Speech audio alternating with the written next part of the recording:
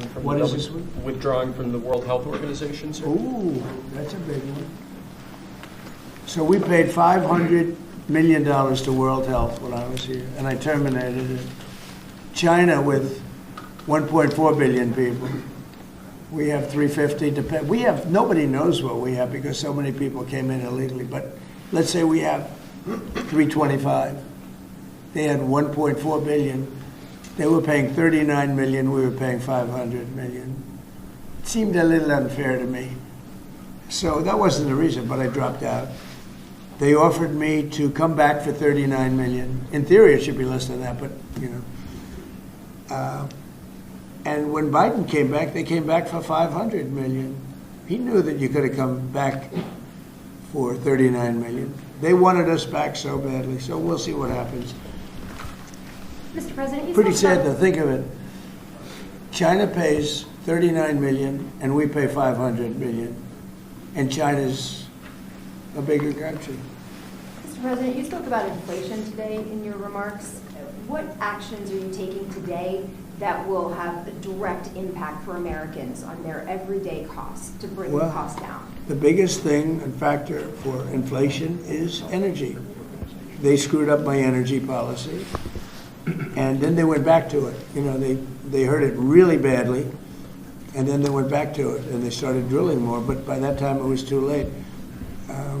Many of these things that we're signing and that Doug Burgum is going to be signing, and Chris Wright, who's phenomenal, you know, Energy, Department of Energy, we're going to be taking we're going to make a lot of money from energy. We have more than anybody else. We're going to make a lot of money from energy. We're going to make a lot of money from tariffs. You know, European Union charges us, they have a VAT tax of 20%, but it's really much higher than that. And that's the equivalent, almost the equivalent of a tariff. And they're tough. They're very tough. They don't take our cars.